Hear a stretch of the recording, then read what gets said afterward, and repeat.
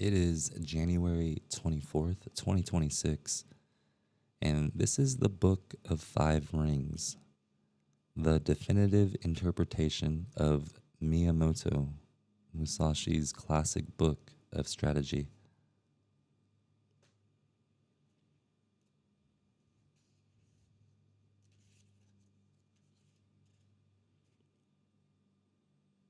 Let's go ahead and make sure I'm saying this name correctly. Miyamoto Musashi.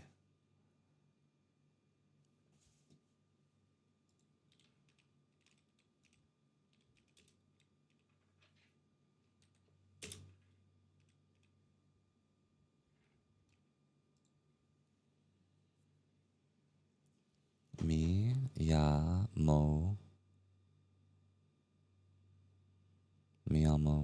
okay, Musashi. All right, Miyamoto's Musashi. Preface. Musashi is well known to most martial arts. All right, let me start that all over again. Preface. Musashi is well known to most martialists. He is considered the Kensei, sword saint of Japan. While his teachings are essentially centered around swordsmanship, his teachings fall without question into the domain of study for practitioners of all the martial arts, including karate, judo, Western fencing, and other killing forms as well, but only if they are used to take life in combat. The Book of Five Rings is Miyamoto Musashi's teachings on the art of strategy in combat based on swordsmanship. It must be understood that whether or not you practice the martial arts or use the teachings for other disciplines, there are profound truths to be gleaned from this work.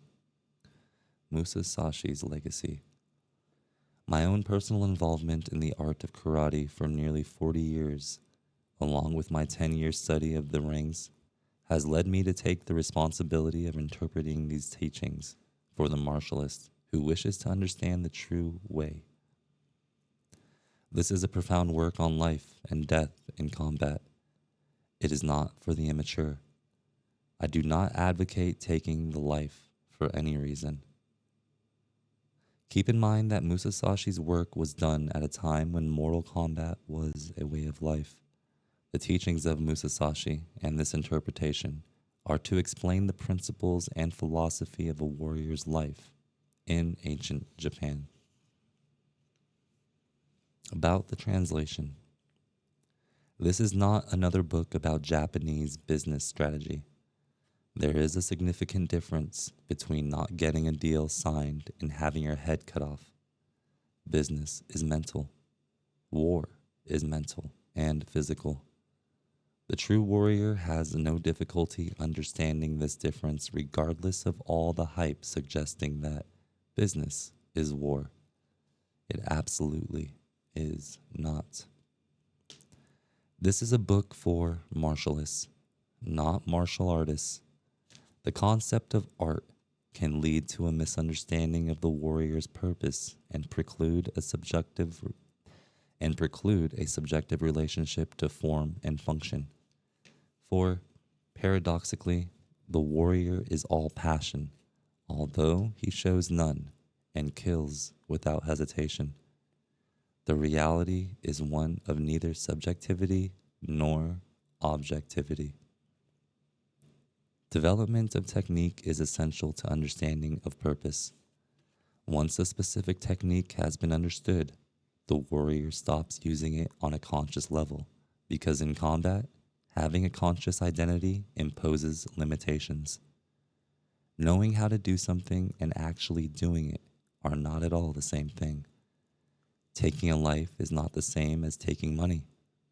This fundamental premise is the reason why samurai despised the merchant class, even while understanding the need for the merchant mentality. Cold-blooded businessmen, however, do not understand the true way of the warrior. The majority of translations of Musashi's work available on the market are little more than intellectual exercises in translating Japanese to English.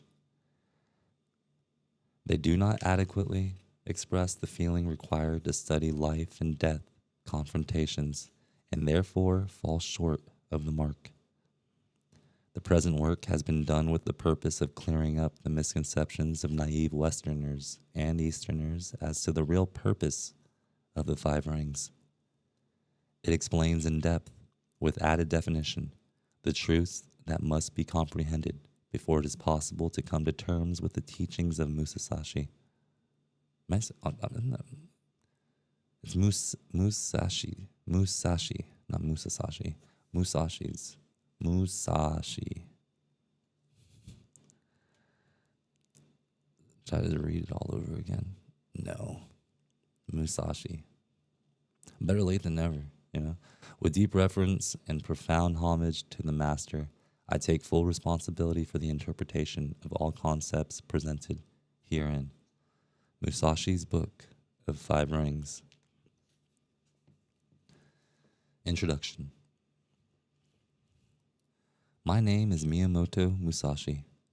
I have killed over 60 men in fights and duels. When I was 60 years of age, I looked back upon my life and in a flash of wisdom, realized that all my victories were based on either great luck, an innate ability, or perhaps the fact that the methods of other schools were inadequate. When I came to terms with my own skills and abilities, the realities of what I had accomplished held me to a higher principle that left me no choice but to depart from the commerce of the world, seek isolation, and tear my soul apart so that I could examine what I had already seemed to know instinctively. I practiced and meditated constantly until I came to understanding the workings of the spirit. I am considered to be the greatest swordsman Japan has ever had. It was during my fights and duels that I developed my own style of two-sword fighting. Although I was committed to my sword, I was also dedicated to learning painting, sculpture, and poetry. I instinctively felt it necessary to understand the arts and be accomplished in them. But my prime focus was on swordsmanship.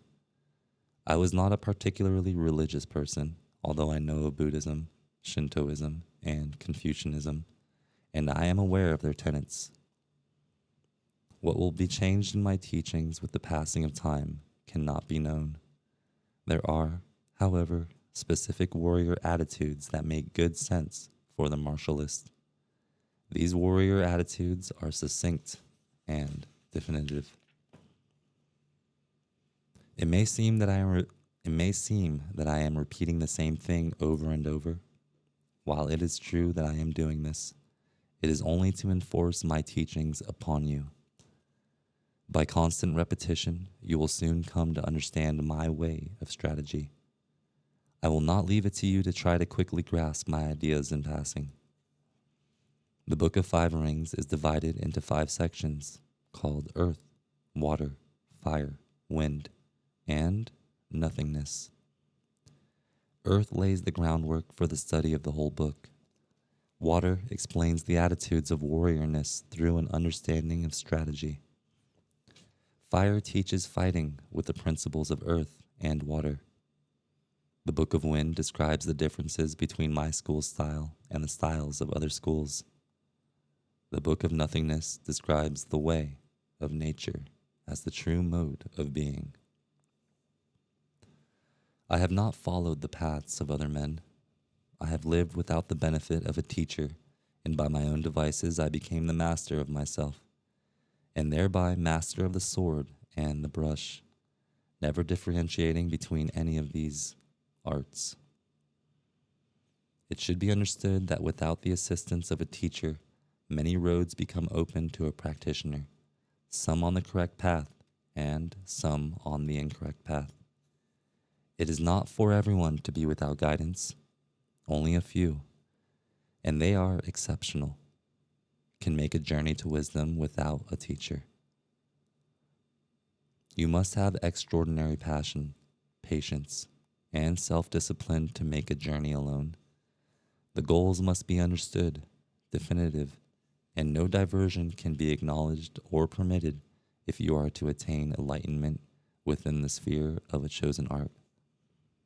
This is a very difficult road to travel, and not many are made for it. It is frustrating, confusing, very lonely, certainly frightening, and it will sometimes make you think you do not have much sanity left to deal with the everyday surroundings of your world. Also, there is no guarantee that you will attain perfection. It must all come from inside you, without any preconceived notions on your part. And so we begin. We'll start the Book of Earth next time. Thanks for joining me.